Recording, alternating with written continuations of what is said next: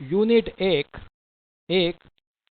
हरप्पा सभ्यता the Harappan civilisation पृष्ठ क्रमांक 1. प्रश्न 1. हरप्पा संस्कृती म्हणजेच सिंधू संस्कृती स्पष्ट करा. उत्तर. भारतातील प्राचीनतम सुसंस्कृत आणि विकसित संस्कृती म्हणून हरप्पा संस्कृतीचा उल्लेख करावा लागेल.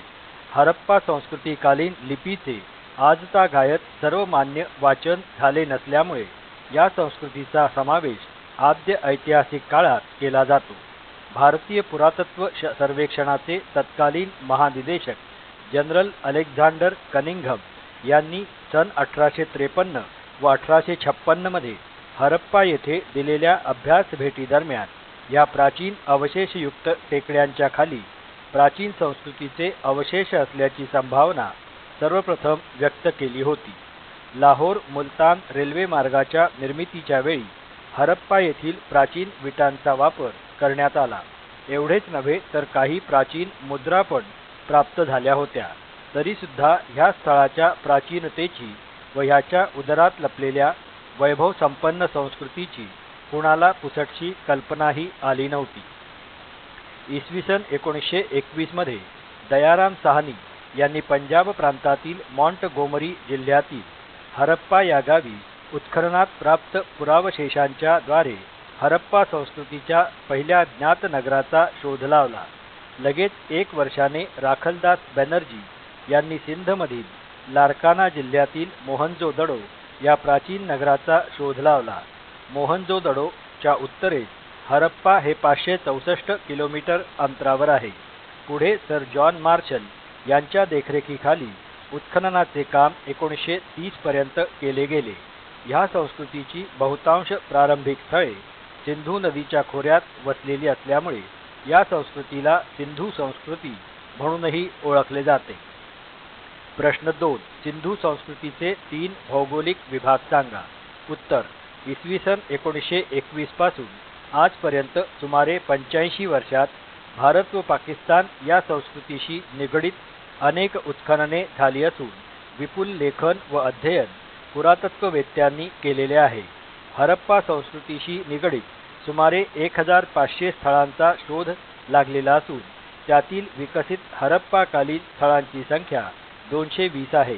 भारत विभाजनाच्या 1947 साली सर्व प्रसिद्ध हरप्पाकालीन स्थळे मोहनजोदडो, हरप्पा, चहुंदडो, झुकाड पाकिस्तानमध्ये समाविष्ट झाली होती.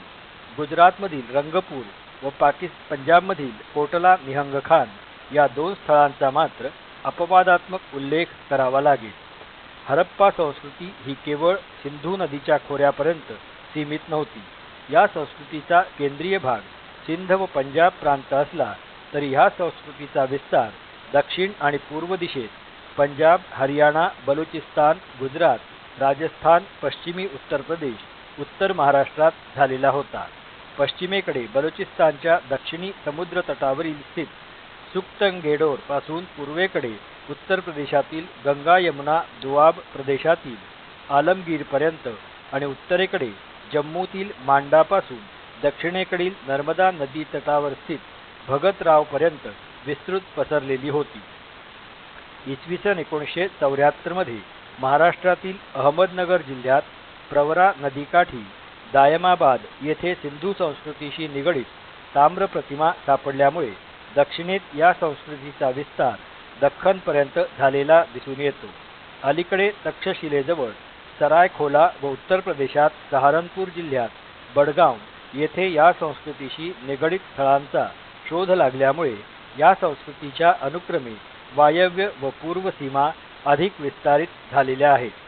हरप्पा संस्कृतीचे संपूर्ण क्षेत्र त्रिभुजाकार असून त्याचे क्षेत्रफळ 1,29,966 चौरस किलोमीटर आहे. इतक्या विस्तृत प्रदेशावर पसरलेली ही अत्यंत समृद्ध आणि वैभवशाली संस्कृती होती. या संस्कृतीचा विस्तार प्राचीन मेसोपोटामिया, मिस्र, फारस या संस्कृतीच्या तुलनेत कित्येक पटीने जास्त आहे. भारतातील पंजाबमधील बाडा, संघोल, रोपड, हरियाणात राखीगडी, बनावली, कुणाल, मिठाथल, राजस्थानात कालीबंगन, उत्तर प्रदेशात आलमगीरपूर, गुजरात राज्यात लोथल, रंगपूर, सुरकोटडा, मालवण, देसलपूर, रोजडी, कुंतासी, धौलावीरा प्रमुख उत्खनित हरप्पा संस्कृतीची स्थळे आहेत. हरप्पा संस्कृतीशी निगडीत अनेक स्थळांचे उत्खनन व अध्ययनानंतर पुरातत्त्वज्ञांनी या संस्कृतीचे प्रारंभिक, मध्यवर्ती आणि विकसित असे 3 भाग पाडलेले आहेत. प्रश्न 3. सिंधू संस्कृतीची राज्यव्यवस्था. उत्तर: हरप्पा संस्कृतीचे प्रसार क्षेत्र अत्यंत व्यापक होते.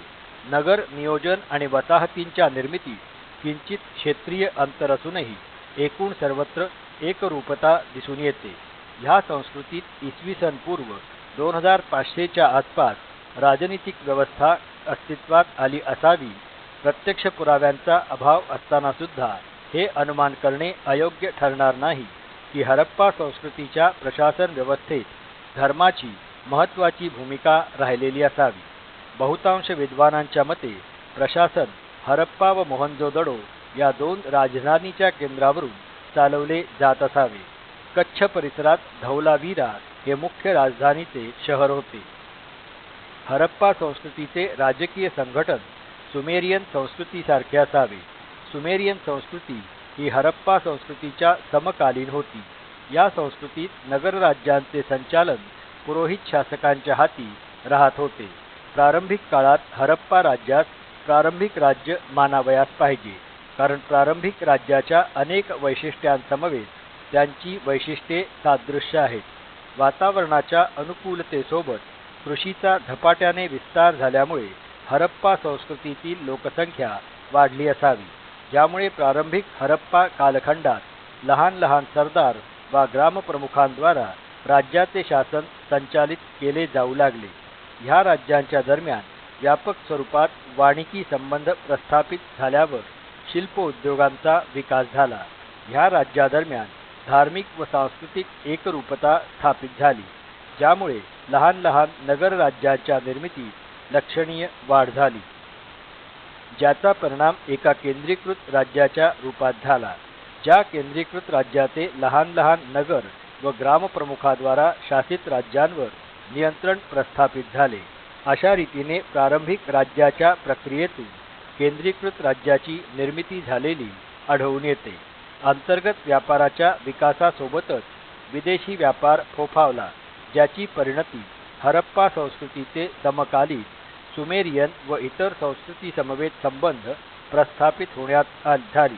थोडक्यात हरप्पा संस्कृतीत जनता स्थिर, समृद्ध व शांततामय जीवन जगत होती व शासन व्यवस्था अतिशय सुस्थिर आणि भक्कम पायावर उभी होती. प्रश्न 4. सिंधू संस्कृतीतील वजन व मापे. उत्तर: हरप्पा संस्कृतीची वजने आणि मापे वैशिष्ट्यपूर्ण होती. भारीत भारी वजनापासून सोनाराने चिमट्यानी उचलायच्या सूक्ष्म वजनापर्यंत विपुल वजने उपलब्ध झाली आहेत. व्यापारी देवघेवीसाठी लहान मोठी चौकोनी आकाराची दगडी घासून गुळगुळीत केलेली वजने वापरीत. सर्वात लहान वजन 0.8525 ग्रॅम व सर्वात मोठे 10,970 ग्रॅम वजनाचे मिळाले. ती 1, 2, 4, 8 आणि 16, 32 या पटीत सापडतात, परंतु मोठी वजने मात्र दशमान पद्धतीची आहेत. लांबी मोजण्याचे मापही दशमान पद्धतीचे आहे. यासाठी पायाचे माप व हाताचे माप हे प्रमाण मानले जाईल. त्यांचा 1 फूट म्हणजे 13.2 इंच होता. लांबी मोजण्याचे दुसरे माप सुमारे 20.08 इंचाचे आहे. ते हल्लीच्या हाताप्रमाणे होते. मृण्मय व धातूचे तराजू अवशेष हरप्पा, मोहनजोदडो व लोथल येथे प्राप्त झालेले आहेत. उपयोगात आणलेली लहान मोठी वजने व मापे सर्वत्र सारखी होती. यावरून व्यापारातील प्रामाणिकपणा व सचोटी दिसून येते. प्रश्न 5. सिंधू संस्कृतीचे सांस्कृतिक योगदान. उत्तर: हरप्पा संस्कृतीने प्राचीन भारताच्या इतिहासाचे क्षेत्र कालदृष्ट्या विशाल होऊन जगातील सुमेर, अक्कड, बेबीलॉन, इजिप्त, असूर इत्यादी प्राचीन संस्कृतीत भारतालाही मानाचे स्थान प्राप्त करून दिले. हरप्पा संस्कृती ही ज्ञात अशा सर्व प्राचीन संस्कृतीहून अधिक विस्तार असलेली संस्कृती होय. हिच्या शोधामुळे प्राचीन भारताचा इतिहास आर्यांच्या आगमनापूर्वी कमीत कमी 1000 वर्षे मागे गेला आहे. हरप्पा संस्कृतीचे आपणास ज्ञान होण्यास कोणताही वाङ्मयीन असा आधार उपलब्ध नाही. हरप्पा संस्कृतीचे खास वैशिष्ट्य म्हणजे लिपी. ही मुद्रांवर आणि क्वचित मातीच्या भांड्यावर कोरलेली आढळते. ही बहुधा चित्रलिपी असावी, कारण यावर बरेच वन्य पशु, उंच वशिंड व लोमते पोळे असलेला बैल, युनिकॉर्न म्हणजे बैलाप्रमाणे दिसणारा एकशिंगी प्राणी, मानवी व अमानुष प्राणीही आढळतात. या मुद्रांचा वापर कशाकरता होत असावा हे ज्ञात नसले तरी काहीतरी धार्मिक अर्थ असावा असे मानले जाते. उत्खननात 2000वर मुद्रा मिळालेल्या आहेत. दुर्दैवाने हरप्पा लिपीचे सर्वमान्य वाचन न झाल्यामुळे त्यांच्या संस्कृतीतील धर्म, श्रद्धा व कल्पना याविषयी नक्की सांगता येत नाही. हरप्पा संस्कृतीतील शहरांची आखीव बांधणी, इमारतीचा भक्कमपणा, शहरातील घाण पाणी वाहून नेण्याची अप्रतिम व्यवस्था, स्नानाला दिले गेलेले महत्त्व या संस्कृतीची विशेषता आहे. या संस्कृतीचे लोक हे कलाप्रेमी होते. अनेक प्रकारच्या कलात्मक वस्तूंमध्ये ब्रॉन्झची 4.5 इंच उंच नृत्य करणारी स्त्री आणि स्टिएटाईट दगडात कोरलेली 7 इंच धर्मगुरूची प्रतिमा जगप्रसिद्ध आहे. सर्वसाधारणपणे केंद्रभागी सिंधू नदी असलेल्या आणि म्हणून सार्थपणे तिच्या नावाने ओळखल्या जाणाऱ्या 4.5 ते 5,000 वर्षांपूर्वी राहणाऱ्या या संस्कृतीतील लोकांच्या अनेक समजुती अजूनही हिंदू धर्मात दिसून येतात. मूर्तिपूजा, वृक्षपूजा, भूतपिशाच्यावरील विश्वास, शिवप्रतिमा व शिवलिंग यांची पूजा, स्त्रियांचे अलंकार इत्यादी अनेक गोष्टींवरून हरप्पा संस्कृती ही नष्ट झालेली संस्कृती नसून तिचा प्रवाह आजही चालूच आहे असे निश्चित म्हणता येते. इजिप्तमधील प्राचीन संस्कृती कदाचित हरप्पा संस्कृतीपेक्षा अधिक जुनी असेल, पण आज तिचे अवशेष केवळ प्रेक्षणीय वस्तू या नात्याने पाहिले जातात. तीच गोष्ट सुमेर, बेबीलॉन, असूर आदी संस्कृतींची आहे. ह्या प्राचीन संस्कृतीचे जीवन आणि त्याच प्रदेशात राहणाऱ्या आजच्या लोकांचे जीवन यांचा सांस्कृतिकदृष्ट्या अर्थार्थी संबंध नाही. पण हरप्पा संस्कृतीच्या भौतिक खुणा दृष्टीआड झाल्यामुळे तिच्या अस्तित्वाची जाण देखील नसणारे लोक तिचाच वारसा चालवित होते. जगाच्या इतिहासात ही गोष्ट अपूर्व आहे. केवळ उत्खननामुळे हा सांस्कृतिक दुवा पुन्हा जुळला गेला आणि त्यामुळे भारताला 5,000 वर्षांचा अखंड असा इतिहास लाभला. ह्याच सांस्कृतिक योगदानाची परंपरा आज आमच्या खांद्यावर आहे. प्रश्न 6. हरप्पा संस्कृतीचा उदयकाळ. उत्तर. हरप्पा संस्कृतीचा निश्चित काळ सांगणे कठीण आहे. या संस्कृतीच्या निश्चित कालनिर्णयाबाबत विद्वानातही एकमत नाही. विविध स्थळांच्या उत्खननातील अवशेष व स्तरांच्या अभ्यासावरून निश्चित केलेला काळ स्थलपरत्वे वेगवेगळा येत असल्यामुळे ढोबळमानाने या संस्कृतीचा उदयकाळ ठरवला गेला आहे. सर जॉन मार्शल यांच्या मते हरप्पा संस्कृतीचा प्रारंभ इसवी सन पूर्व 3250 नंतर झाला. सर लिओनार्ड वुली हा काळ इसवी सन पूर्व 2800 असा सांगतात. तर मार्टिमर हिलर यांनी हरप्पा संस्कृतीचा पश्चिम आशियातील पुराव्यांच्या आधारे निश्चित केलेला कालखंड इसवी सन पूर्व 2500 असा आहे. हरप्पा संस्कृतीच्या सादृश्य अशा मुद्रा पश्चिम आशियातील उत्खननात सापडल्या आहेत. यातील बहुतांश मुद्रा अक्कडचा राजा सरगन इसवी सन पूर्व 2350 याच्या कालखंडातील आहेत. Doctor A.D. पुसाळकर उत्खननात सापडलेल्या मृद भांड्यांवरून या संस्कृतीचा उदयकाळ इसवी सन पूर्व 3000 ते 2500 ठरवतात. प्रश्न 7. हरप्पा संस्कृतीच्या विनाशाची कारणे सांगा. उत्तर. हरप्पा संस्कृतीच्या विनाशाचा प्रश्न उद्भवासारखाच जटिल आहे, ज्याचे समाधानकारक उत्तर शोधले गेले नाही. तरी पण उत्खननात मिळालेल्या वरच्या स्तरांवरील अवशेषांवरून या संस्कृतीचा उतरता काळ दिसून येतो. वास्तूंची घडण, प्रमाण आणि स्थिती खालच्या स्तरांपेक्षा कमी दर्जाची जाणवते. ही संस्कृती इसवी सन पूर्व 1750 ते इसवी सन पूर्व 1500 च्या दरम्यान नष्ट झाली याबद्दल विद्वानात एकमत आहे. सर जॉन मार्शल यांना उत्खननात काही मानवी सांगाडे सापडले. यावरून व्हीलर यांनी आर्यांचे आक्रमण नाशास कारणीभूत झाले असावे असे ते सांगतात. म्हणून इंद्राला पुरंदर हे नामाभिधान प्राप्त झाले. म्हणून व्हीलर यांनी इंद्राला दोष दिला. पण निरनिराळ्या क्षेत्रातील तज्ज्ञांकडून हरप्पा संस्कृतीच्या स्थळांची पाहणी केली गेली. त्यांनी या संस्कृतीच्या नाशाची विविध कारणे सांगितली आहेत. प्रशासनिक शिथिलता, वातावरण परिवर्तन, महापूर, विदेशी व्यापारात गतिरोध, बाह्य आक्रमण, भूतात्विक परिवर्तन ही हरप्पा संस्कृतीच्या विघटनाची प्रमुख कारणे आहेत. पण कोणत्याही एका कारणाने हरप्पा संस्कृतीचा विनाश झाला असे विधान करण्यासाठी आवश्यक पुरावे प्राप्त झाले नाहीत. अशा स्थितीत हे मानणे संयुक्तिक ठरेल की हरप्पा संस्कृतीच्या विनाशाची कारणे समरूप नसून भिन्न आहेत. या सर्व घटनांचे एकामागून एक तडाखे त्या मानवी जीवनाला सहन करावे लागले असावेत व त्या संघर्षातून तत्कालीन मानव आपली संस्कृती टिकवून धरू शकला नाही. विभिन्न कारणांच्या संयोगाने हळूहळू या संस्कृतीचे पतन झाले. कालांतराने शहरे ओस पडली. कालांतराने तेथे नगरांऐवजी टेकड्या निर्माण झाल्या. उत्खननाने हा प्राचीन दुवा पुन्हा जुळला गेला आहे. प्रश्न 8. सिंधू संस्कृतीचा शोध. टिपण लिहा. उत्तर. भारताचा इतिहास इसवी सन पूर्वीच्या 500 ते 600 वर्षांपेक्षा जास्त प्राचीन नाही अशी समजूत इंग्रज इतिहास लेखकांनी आणि पुरातत्ववेत्यांनी स्वतःची करून घेतली होती. वास्तविक भारताचा प्राचीन इतिहास हजारो वर्षांपूर्वीपासून प्रारंभ होतो. परंतु या सत्याकडे ब्रिटिश आणि ब्रिटिश धार्जिण्या भारतीय विद्वानांनी मुद्दाम डोळेझाक केली. म्हणूनच 1856 साली लाहोर ते कराची परिसरात हरप्पाच्या जवळ रेल्वे लाईन टाकण्यासाठी खोदकाम करीत असताना सापडलेल्या विशिष्ट आकाराच्या मुद्रा आणि विटा याकडे तत्कालीन पुरातत्व खात्याने हेतुपूर्वक दुर्लक्ष केले. तथापि सत्य सर्व काळ दडपले जाऊ शकत नाही.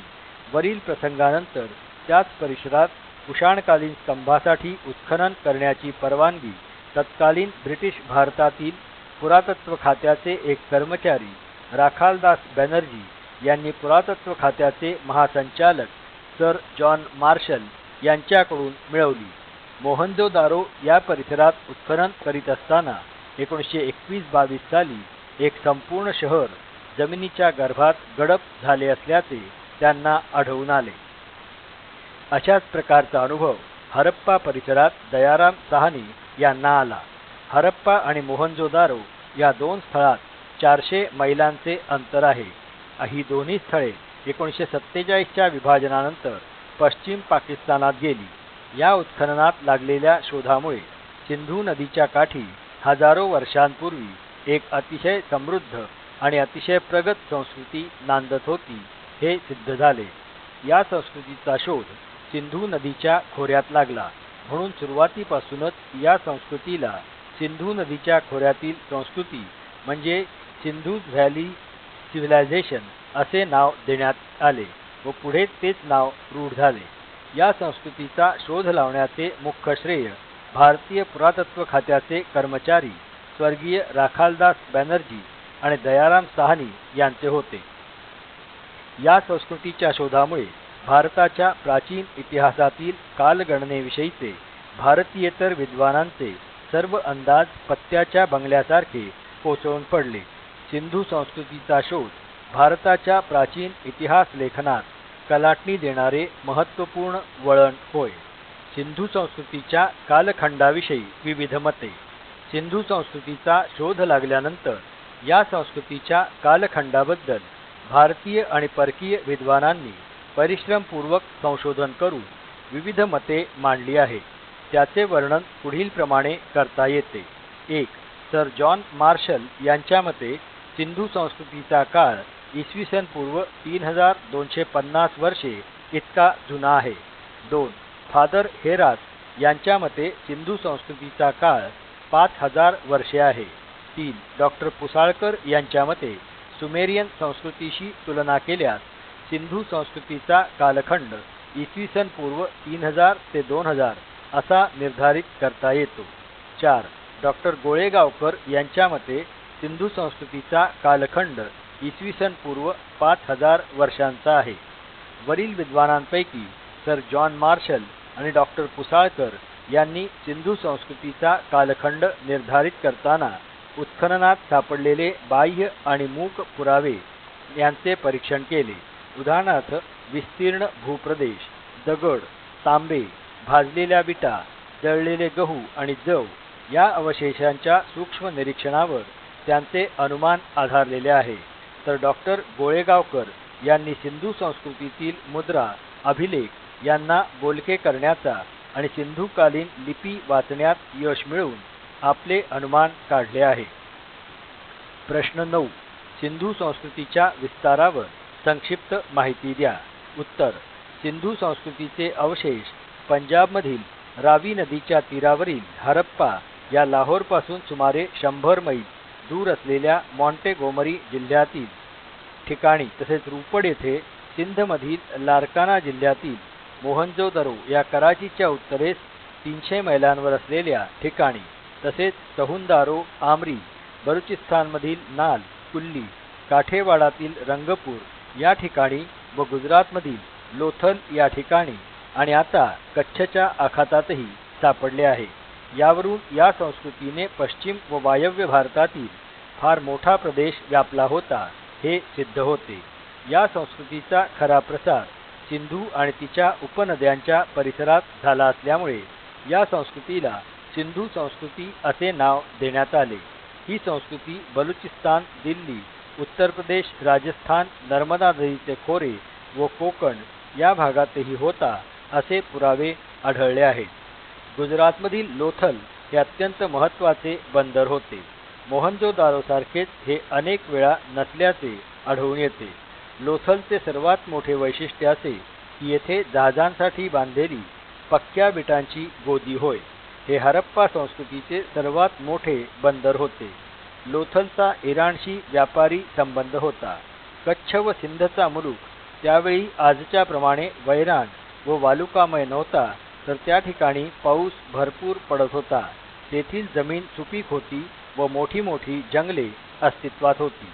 1922 ते 1976 या काळात भारताच्या केंद्रीय पुरातत्व खात्याला तसेच राज्य सरकारच्या प्रांतीय पुरातत्व खात्याला हरप्पा आणि मोहनजोदडो या सिंधू अथवा हरप्पाकालीन सभ्यतेच्या जीवनशैलीशी बऱ्याच प्रमाणात साधर्म्य असलेल्या प्राचीनकालीन मानवी सभ्यतेच्या 350 ठिकाणच्या पुरातात्विक अवशेषांचा शोध लागला आहे. हरप्पा व मोहनजोदडो ही या संस्कृतीची 2 मुख्य केंद्रे होती. या दोन्ही स्थळांपासून चोहीकडच्या 50 लाख चौरस मैलांच्या परिसरात ही सभ्यता विकसित झाली होती असे आता ठामपणे म्हणता येते. प्रश्न 10. सिंधू संस्कृतीकालीन नगर रचनेची माहिती सांगा. उत्तर. सिंधू संस्कृतीचा शोध हा भारताच्याच नव्हे तर जगाच्या प्राचीन इतिहासातील महत्त्वपूर्ण शोध होय. ब्रिटन, फ्रान्स, रशिया, अमेरिका या आजच्या बलाढ्य आणि अत्याधुनिक प्रगत राष्ट्रांचा ज्या काळात मागमूस देखील नव्हता, त्या काळात भारताच्या भूमीत अतिशय सुसंस्कृत, प्रगत आणि रेखीव नागरी संस्कृती अस्तित्वात होती हे सत्य भरघोस पुरातत्वीय पुराव्याच्या आधारे सिद्ध झाले. या संस्कृतीतील नगररचना आधुनिक नगररचनेपेक्षाही ठाशीव, रेखीव, सूत्रबद्ध आणि प्रमाणशीर होती. त्यातील काही वैशिष्ट्यांचे वर्णन या निबंधात केले जात आहे. 1. महामार्गाची आखणी. या नगरातील महामार्गाची आखणी अतिशय शास्त्रशुद्ध पद्धतीने करण्यात आली. हे रस्ते पूर्व पश्चिम आणि उत्तर दक्षिण असे आखले असून ते परस्परांशी काटकोन करतात. नगरातील मुख्य महामार्ग दक्षिणोत्तर असा असून त्याची रुंदी 33 फूट आहे. या रस्त्याखालून नगरातील सांडपाणी शहराच्या बाहेर काढण्यासाठी भूमिगत नाली किंवा ड्रेनेज आहे. मुख्य रस्त्याला समांतर असे लहान लहान रस्ते आणि अनेक बोळा आहेत. या लहान लहान बोळांची रुंदी देखील कमीत कमी 4 फूट इतकी होती. रस्त्यावर रात्रीच्या वेळी दिवाबत्तीची व्यवस्था होती. रस्त्याच्या दोन्ही बाजूला घाण पाणी वाहून नेणाऱ्या नाल्या खोदल्या असून त्या मुख्य सांडपाण्याच्या नालीला जोडण्यात आल्या होत्या. ही गटारे वरून विटा लावून बंद केली जात. नगराची स्वच्छता आणि आरोग्य राखण्यासाठी विशेष कटाक्ष ठेवल्या जात होता. त्यासाठी उत्कृष्ट ड्रेनेज सिस्टम आखली व बांधली होती. घरातील मोऱ्यामधून बाहेर पडणारे घाण पाणी नगरात कोठेही तुंबून राहत नसे. घरातील सांडपाणी मोऱ्यातून लहान गटारातून रस्त्याच्या बाजूला असलेल्या मोठ्या गटारात आणि मोठ्या गटारातून शहराच्या बाहेर नदीच्या पात्रात अगदी दूरपर्यंत सोडले जात असे. या सर्व मोऱ्या विटांनी बांधून काढीत. बंद नाल्यांमधून एखादे वेळी घाण साचल्यास तो काढून पन्हळ साफ करण्यासाठी कुंड्या ठेवल्या होता. या कुंड्यांवर विटांची बनवलेली झाकणे ठेवी. 2. सार्वजनिक स्नानगृह. नगरात एक फार मोठे स्नानगृह असले पाहिजे असा अंदाज अनेक तज्ज्ञांनी व्यक्त केला आहे. या स्नानगृहाची लांबी 180 फूट गुणिले 108 फूट रुंदी अशी विस्तीर्ण आहे. याच्या आत अगदी मध्यभागी 39 फूट लांब, 33 फूट रुंद आणि 8 फूट खोल असा हौद आढळला. काही ठिकाणी या हौदाची खोली थोडी कमी म्हणजे 6 फूट आढळली. लहान मुले आणि स्त्रिया यांच्याकरता ही व्यवस्था असावी असे अनुमान आहे. हौदातून शिळे पाणी बाहेर जाण्याकरता बंद मोरी होती. या मोरीचे छत 6 फूट उंच होते. या हौदाच्या शेजारी एक भली मोठी विहीर होती. विहिरीतील पाणी हौदात सोडले जात असे. हौदाच्या चारी बाजूला लहान लहान खोल्या होता. त्यांचा उपयोग कपडे बदलण्यासाठी, पूजा अर्चना करण्यासाठी होत असे. स्नानगृहाच्या शेजारी 40 फूट लांबीचे प्रशस्त सभागृह होते. 3. धान्याचे कोठार. मोहनजोदारो, हरप्पा या ठिकाणी धान्याची कोठारे सापडली आहेत. त्यापैकी हरप्पा येथील कोठार 169 फूट गुणिले 135 फूट इतके भव्य आहे. 4. गृहरचना. घर बांधणीसाठी विटांचा उपयोग करीत. विटा पक्क्या भाजलेल्या आणि लाल रंगाच्या आढळल्या. त्यांचा आकार 20.5 इंच गुणिले 10.5 इंच गुणिले 30.5 इंच असा होता. हजारो वर्षानंतरही त्या चांगल्या स्थितीत होत्या. गृहरचनेचे 3 प्रकार आढळतात. 1. 2 खोल्यांची घरे. 2 अथवा 3 मजली घरे आणि 3 राजवाड्यासारखी प्रशस्त घरे. घरातील जमिनीला गिलावा केला जात असे. प्रत्येक घरात एक विहीर, त्याजवळ स्नानगृह आढळते. सांडपाणी वाहून जाण्यासाठी बंद मोरी अशी व्यवस्था होती. घरात प्रवेश करण्यासाठी एक मोठा दरवाजा असे.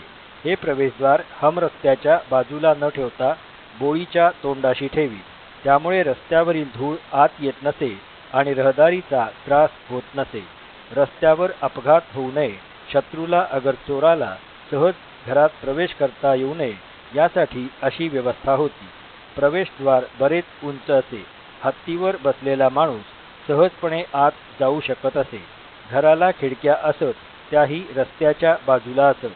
घरे बांधताना महामार्गावरील रहदारीला बाधा येणार नाही याची दक्षता घेत 2 घरात कमीत कमी 1 फूट अंतर सोडले जात असे. भिंतीला गिलावा देताना माती व चुन्याचा उपयोग करीत. काही ठिकाणी स्वयंपाकघरात उंच ओटा देखील आढळून आला आहे. तात्पर्य: नगररचना, रस्ते बांधणी, सार्वजनिक आरोग्य, गृहरचना या बाबतीत सिंधू संस्कृतीच्या काळात भारतीयांनी बरीच प्रगती केली होती असे म्हणण्यास हरकत नाही. प्रश्न 11. सिंधू संस्कृतीकालीन धर्म. उत्तर: आतापर्यंत हरप्पा सभ्यतेचे अवशेष ज्या ज्या ठिकाणी आढळून आले आहेत त्या सर्वच ठिकाणी मुद्रा, प्रतिमा आणि मोहरा सापडल्या आहेत. या सर्वांवर अनेक देवतांच्या प्रतिमा उत्कीर्ण केलेल्या आढळतात. यावरून येथील लोक निरनिराळ्या देवतांची उपासना करीत होते असे दिसते. पण तरी देखील परमेश्वर एकच आहे, तो सर्व चराचर सृष्टीत व्याप्त आहे यावर त्यांची परमश्रद्धा होती.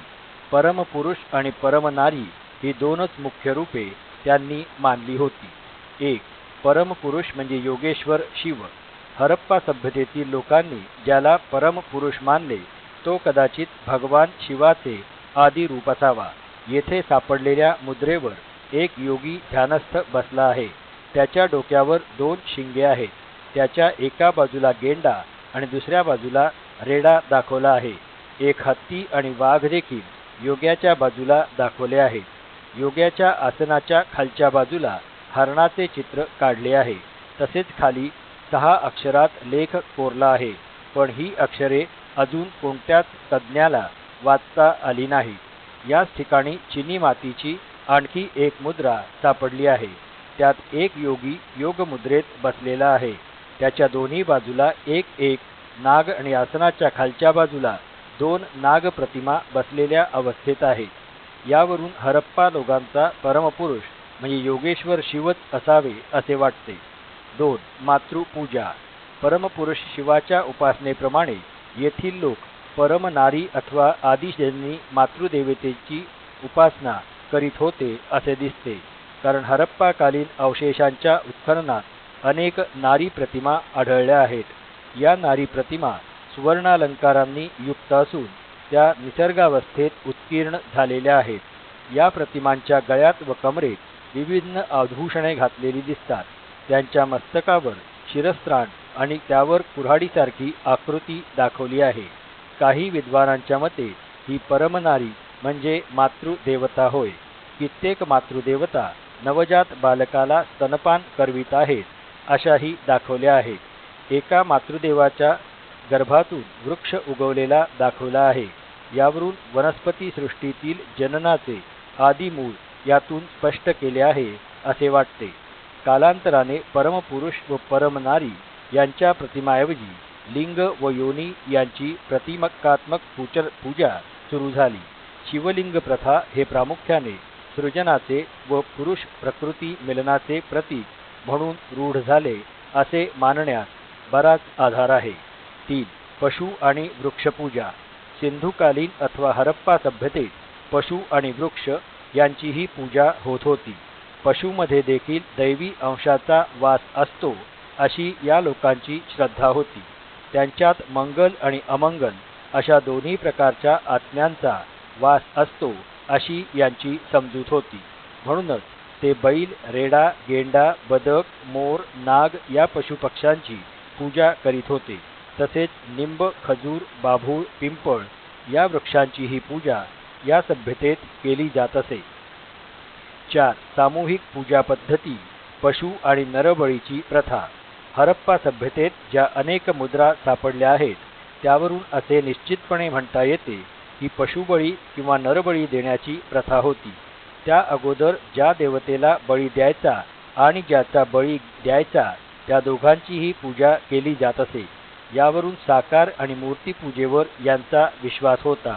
मात्र असे असले तरीही मंदिराचे अवशेष उत्खननात कुठेही सापडले नाहीत. मात्र उत्खननात अनेक चौथरे किंवा चबुतरे सापडले आहेत. तसेच आजूबाजूचा परिसर अतिशय स्वच्छ व सुंदर ठेवला जात असे.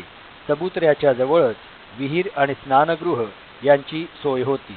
मात्र ती केवळ शारीरिक स्वच्छतेसाठीच नव्हती, तर या स्थळाचा उपयोग सामूहिकरित्या धार्मिक उपासनेसाठी केला जात असावा. तसेच योगमुद्रेत अनेक योग्यांच्याही प्रतिमा आढळल्या आहेत. यावरून ध्यान, धारणा, योग यावरही लोकांचा विश्वास असावा असे दिसते. 5. अंत्यसंस्कार. कोणत्याही काळात, कोणत्याही धर्मात आणि समाजात मृतकाच्या अंत्यसंस्कार विधीला अतिशय पवित्र आणि विलक्षण भावनिक महत्त्व आहे. हरप्पाकालीन सभ्यतेतील लोकही याला अपवाद नव्हते. यात मृतावरील अंत्यसंस्कारांचे 3 प्रकार आढळतात. 1. मृतकाचे पार्थिव बसल्या स्थितीतच खड्डा खोदून जमिनीत पुरणे याला पूर्ण समाधीकरण असे म्हणतात. 2. दुसऱ्या प्रकारात आंशिक समाधीकरण असे म्हणतात. 3. तिसऱ्या प्रकारात मृताच्या पार्थिवावर अग्निसंस्कार म्हणजे त्याच्या शरीराचे दहन केले जाते आणि नंतर त्याची राख ही मडक्यात भरून ते जमिनीत पुरले जात असे. या ठिकाणी असे अनेक अस्थिपंजर मिळाले आहेत, ज्याचे डोके उत्तरेकडे आणि पाय दक्षिणेकडे केले होते. एका ठिकाणी मानवाच्या सापळ्याबरोबरच एका बकरीचाही सापळा मिळाला. यावरून अंत्यसंस्काराच्या वेळी पशुबळी दिला जात असावा असे अनुमान निघते. 6. कालीबंगन येथील यज्ञकुंडाचे अवशेष. येथील लोकांचा पारलौकिक जीवनावर विश्वास होता असे दिसते. तसेच जादूटोणा, मंत्रतंत्र यावरही हरप्पाकालीन लोकांचा विलक्षण विश्वास होता. राजस्थानातील कालीबंगन या ठिकाणी उत्खननात प्रत्येक घरात कोळशाचे ढीग सापडले आहेत. तसेच एका टेकडीवर चबुतरा, विहीर, स्नानगृह आणि जवळच वेदी आढळली आहे. यावरून तेथे यज्ञकुंड असावे असे अनुमान आहे. प्रश्न 12. सिंधू संस्कृतीमधील सामाजिक जीवनाबद्दल माहिती सांगा. उत्तर 1. समाजरचना. हडप्पा येथे मिळालेल्या अवशेषांवरून तत्कालीन समाजरचनेबद्दलचे काही अंदाज वर्तवता येतात. त्यावेळी समाजातील सर्वात उच्च किंवा प्रतिष्ठित वर्गामध्ये राजा, राजाचे प्रमुख अधिकारी, लष्करी अधिकारी, पुजारी आणि ज्योतिष्य कथन करणाऱ्या लोकांचा समावेश होत होता. तसेच समाजाच्या दुसऱ्या वर्गात अनेक व्यावसायिक आणि मध्यमवर्गीय लोकांचाही समावेश होत असावा असे वाटते. व्यापार करणारे आणि मध्यमवर्गीय लोकांची दुसरी श्रेणी या समाजात असू शकते, कारण काही ठिकाणी मध्यम आकाराच्या घरांचे अवशेष बऱ्याच प्रमाणात आढळलेले आहेत. त्या काळात व्यापार उद्योगांची भरभराट झाली होती. त्यामुळे व्यापारी व उद्योजक यांच्या कारभारांचा ताळेबंद ठेवण्यासाठी आणि आर्थिक व्यवहार सांभाळण्यासाठी लिपिक, मुनीम, पोद्दार, कारकून अशा प्रकारची कामे करणारा मध्यम वर्गही अस्तित्वात असावा. हरप्पा शहरातच 1.5-2 खोल्यांच्या घरांचेही अवशेष आढळले आहेत. या ठिकाणी छोटे शेतकरी, शेतमजूर, सुतार, कुंभार, माळी, धोबी अशी छोटी छोटी कामे करणारे साधारण दर्जाचे लोक राहत असावेत असे अनुमान केले जाते. 2. मातृसत्ताक कुटुंब पद्धती. लोब्रिक या विद्वानाच्या मतानुसार सिंधू नदीच्या काठी वसलेल्या मोहनजोदडो व हरप्पा या दोन्ही महानगरात साधारणपणे 35,000 लोक राहत असावेत. येथे कुटुंब व्यवस्था पूर्णपणे साकार झाली होती. मात्र येथील कुटुंब व्यवस्था स्त्रीप्रधान असावी किंवा मातृसत्ताक कुटुंब पद्धती असावी असे लोब्रिक यांचे मत आहे, कारण येथे मातृदेवतेच्या मूर्ती जास्त प्रमाणात सापडल्या आहेत. येथील लोक मुख्यतः उद्योजक किंवा व्यापारी असल्यामुळे शांतताप्रिय होते असे दिसते. 3. सामिष आहार पद्धती. संस्कृतीतील लोक शाकाहारी व मांसाहारी असे दोन्ही प्रकारचे होते असे मानण्यास भरपूर आधार आहे. मांसाहारी लोकांच्या भोजनात मासोळ्या, बकरी, ससे यांचे मांस राहत असे. गहू, जव, खजूर किंवा खारीक या पदार्थांचा आहार शाकाहारी लोक घेत असत. नारळ, टरबूज, डाळिंब, लिंबू या फळांचाही वापर भोजनात केल्या जात असे. 4. वेशभूषा व केशरचना. येथील लोकांचा पोशाख सुती आणि लोकरी दोन्ही प्रकारच्या कापडांचा वापर पोशाखात केला जात असे. स्त्री व पुरुष यांच्या पोशाखात विशेष फरक नव्हता. शाल व चादर पांघरून शरीराचा वरचा भाग झाकला जात असे, तर कमरेचा खालील भाग धोतर किंवा साडी यांनी झाकला जात असे. पुरुष दाढी व मिशा ठेवीत, तसेच स्त्रिया देखील निरनिराळ्या पद्धतीने केशरचना करीत. 5. मौल्यवान धातूंचे अलंकार. हरप्पा संस्कृतीचे लोक अतिशय शौकीन व अलंकार प्रिय होते. गरीब, श्रीमंत, स्त्री, पुरुष थोडक्यात समाजातील प्रत्येक व्यक्ती आपल्या कुवती व आवडीनुसार निरनिराळ्या धातूंच्या दागिन्यांचा वापर करीत असे. कंठहार, चाळ, अंगठ्या, कर्णफुले, कडे इत्यादी प्रकारचे निरनिराळे दागिने लोक वापरीत असत.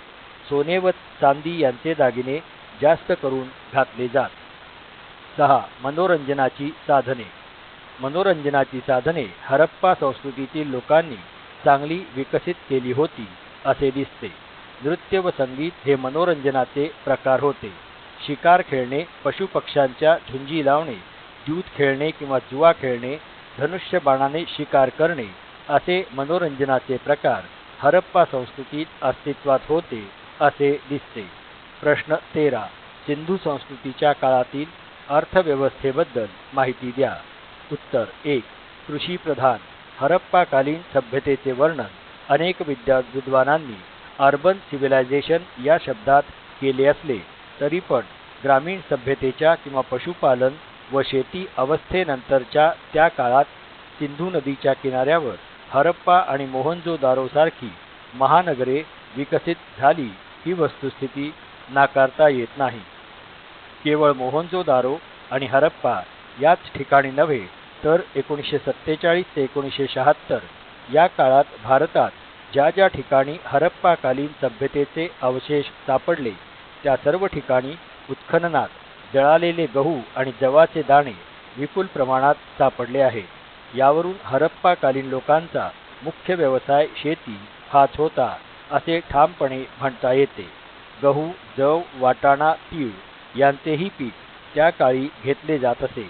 येथील शेतजमीन अतिशय सुपीक होती। तसेच हरप्पा व मोहनजोदडोसारख्या महानगरांना लागणारे प्रचंड अन्नधान्य सतत पुरवण्याची क्षमता या ग्रामीण क्षेत्रातील शेतकऱ्यांमध्ये होती। दळणवळणाचे मुख्य वाहन अर्थातच बैलगाडी होते। अन्नधान्याच्या व्यतिरिक्त नारळ, खजूर, केळी, डाळिंब, निंबू इत्यादी फळांचीही लागवड होत होती। कापूस येथील मुख्य उत्पादन होते। फाळ लावलेल्या नांगराच्या सहाय्याने शेतजमीन नांगरली जात असे। 2. पशुपालन हाही प्रमुख व्यवसाय। कृषीप्रमाणेच पशुपालन हाही हरप्पाकालीन लोकांचा महत्त्वाचा आणि प्रमुख व्यवसाय होता। बैल, गाय, म्हशी, शेळी, हत्ती, कुत्रा, माकड, बकरी, वराह, ससा, हरीण हे प्राणी पाळले जात असत। मोर, कोंबडी, पोपट हे पक्षीही पाळले जात। हरप्पा सभ्यतेच्या लोकांना घोडा हा प्राणी माहीत होता किंवा नाही याबद्दल विद्वानांमध्ये मतभेद आहेत। 3. हरप्पाकालीन प्रमुख उद्योगधंदे। हरप्पाकालीन प्रमुख उद्योगधंद्यांमध्ये शिल्प उद्योगाचा विशेष करून उल्लेख करावा लागतो। शिल्पोद्योगात येथील कारागीर अतिशय निष्णात होते असे दिसते। निरनिराळ्या धातू म्हणजे तांबा, पितळ यांच्या मिश्रणातून त्यांनी कांस्य म्हणजे ब्रॉन्झ धातू तयार करण्यास सुरुवात केली, म्हणून याला कांस्ययुग किंवा ब्रॉन्झ एज असे म्हणतात। तसेच माती, दगड, लाकूड यांच्या सहाय्याने ते विविध वस्तू तयार करीत। वजने, मापे, खेळणी, घरगुती उपकरणे तयार करण्याचे व्यवसाय हे लोक करीत असत। सुती व रेशमी वस्त्रे तयार करण्याचा उद्योग अतिशय भरभराटीस आला होता आणि भारताच्या सिंध, पंजाब भागात तयार होणारे सुती कापड थेट चीनमध्ये विकले जात असे। शिल्पी, कारागीर, कुंभार, लोहार, सुवर्णकार म्हणजे सोनार, जोहरी म्हणजे हिरे व रत्नांची पारख करणारे, विणकर म्हणजे कोष्टी आणि रंगारी अशा विविध व्यवसायांचे लोक येथे होते। हरप्पा सभ्यता ही आर्थिकदृष्ट्या मिश्रित सभ्यता होती असे मानण्याकडे विद्वानांचे मत आहे। म्हणजे ग्रामीण क्षेत्रात कृषी अथवा कृषीवर आधारित व्यवसाय होते, तर महानगरांमध्ये उद्योग आणि व्यवसायामुळे समृद्धी व संपत्तीचे दर्शन होत होते। 4. आंतरराष्ट्रीय व्यापार। हरप्पा सभ्यतेच्या आर्थिक संरचनेचा मुख्य आधार समृद्ध व विकसित अंतर्गत आणि आंतरराष्ट्रीय व्यापार हाच होता। व्यापार आणि वाणिज्य हे दोन महानगरातील लोकांच्या उपजीविकेचे मुख्य साधन होते। या काळात हरप्पा सभ्यतेच्या लोकांनी नौकानयन आणि जहाज बांधणी शास्त्रातही चांगलेच नैपुण्य संपादन केले होते। त्यामुळे देशांतर्गत तसेच आंतरराष्ट्रीय व्यापारही तेजीत होता। उद्योगांना लागणारा कच्चा माल जेथे उपलब्ध असेल तेथून तो जहाजाद्वारे जलमार्गाने आणला जात असे आणि येथील महानगरात तयार झालेला माल चीन, इजिप्त, इराक, इराण या देशात विकला जात असे। व्यापार जलमार्गाने व खुष्कीच्या मार्गानेही चालत असे। खुष्कीच्या मार्गे व्यापार बैलबंडीने चालत असे। तसेच लोथल येथील उत्खननावरून असे दिसते की उत्तम प्रकारचे लाकूड आणि माती यांचा वापर करून नावा बनवण्यात येथील कारागीर वाकबगार होते। या काळातील महामार्गावरील दळणवळणाचे मुख्य साधन म्हणजे बैलगाडी हेच होते। वैडूर्य म्हणजे नीलमणी, राजवर्त यासारखी मौल्यवान रत्ने इराणमधून आयात केली जात। तसेच भारतातून कापसाची निर्यात फार मोठ्या प्रमाणावर होत होती। याबद्दलचे स्पष्ट पुरावे उपलब्ध आहेत। मेसोपोटॅमियामधील एका कापसाच्या गाठीवर हरप्पा सभ्यतेच्या मोहराची छाप आढळली आहे। तसेच एलकची राजधानी मुसा या ठिकाणी लोथलहून निर्यात केलेल्या अनेक वस्तूंचे अवशेष सापडले आहेत।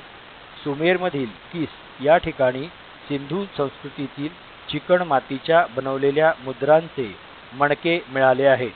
सुमेर येथील प्रसिद्ध शहर ऊर जे दजला आणि फरात या नद्यांच्या मुखाजवळ वसले होते, त्या ठिकाणच्या उत्खननात सिंधू संस्कृतीतील मुद्रांच्या खेरीज सोन्याचे मणके म्हणजे मणी आणि मातीची पक्की भाजलेली भांडी मिळाली आहेत. यावरून असे अनुमान करण्यात आले आहे की नंतरच्या काळात हरप्पामधील व्यापारी आणि सुमेरियन व्यापारी यांच्यातील व्यापार आशिया मायनरमधील बहारीन बेटाला वळसा घालून होत असावा. वस्तुनिष्ठ प्रश्न. प्रश्न 1. रिकाम्या जागा भरा. 1. इसवी सन रिकामी जागा मध्ये दयाराम साहनी यांनी हरप्पा संस्कृतीचा शोध लावला. 1921. 2. इसवी सन रिकामी जागा साली लाहोर ते कराची परिसरात खोदकाम करताना सिंधू संस्कृतीचा शोध लागला. 1853 आणि 1856. 3. सर जॉन मार्शल यांच्या देखरेखीखाली सिंधू संस्कृतीच्या उत्खननाचे काम रिकामी जागा पर्यंत केले गेले. 1930. 4. मोहनजोदडोच्या उत्तरेस हरप्पा रिकामी जागा किलोमीटर अंतरावर आहे. 564. 5. सर जॉन मार्शलच्या मते सिंधू संस्कृतीचा काळ इसवी सन पूर्व रिकामी जागा इतका जुना आहे. 3250. 6.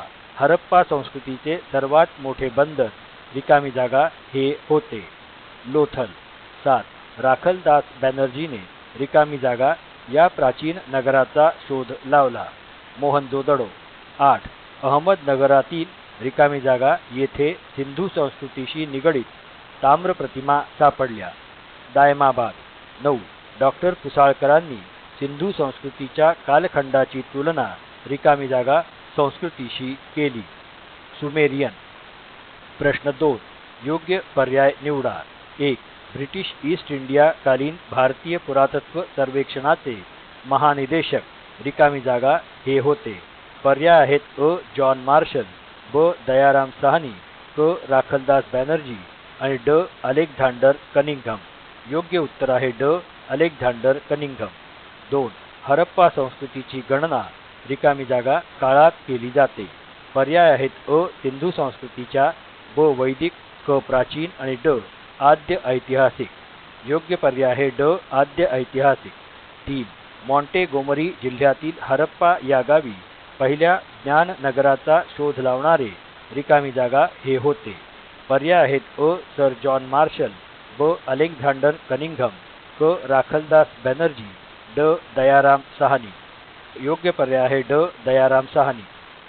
4. सिंधमधील लारकाना जिल्ह्यातील मोहनजोदडो या प्राचीन नगराचा शोध लावणारे रिकामी जागा हे होते. पर्याय आहेत अ. सर जॉन मार्शल, ब. अलेक्झांडर कनिंघम, क. दयाराम साहनी आणि ड. राखलदास बॅनर्जी. योग्य पर्याय आहे ड. राखलदास बॅनर्जी. 5. 1947 मध्ये प्रवरा नदीकाठी सिंधू संस्कृतीचे अवशेष म्हणून रिकामी जागा सापडली आहे. पर्याय आहेत अ. भांडी, ब. मुद्रा, क. जळालेली धान्ये आणि ड. ताम्र प्रतिमा. योग्य पर्याय आहे ड. ताम्र प्रतिमा. 6. हरप्पा संस्कृतीचे ज्ञान होण्यास कोणताही रिकामी जागा आधार उपलब्ध नाही. पर्याय आहेत अ. मानवाचा, ब. संस्कृतीचा, क. अवशेषाचा आणि ड. वाङ्मयी. योग्य पर्याय आहे ड. वाङ्मयी. 7. दुर्दैवाने हरप्पा संस्कृतीचे रिकामी जागा न झाल्यामुळे याविषयी नक्की माहिती काहीच सांगता येत नाही. पर्याय आहेत अ. अवशेष प्राप्त, क. मुद्रा प्राप्त, ब. ताम्रपट प्राप्त आणि ड. वाचन. योग्य पर्याय आहे ड. वाचन. 8. लोथल हे बंदर रिकामी जागा जिल्ह्यात होते. पर्याय आहेत अ. महाराष्ट्र, ब. सिंध, क. कराची, ड. गुजरात. योग्य पर्याय आहे ड. गुजरात. पाठ समाप्त.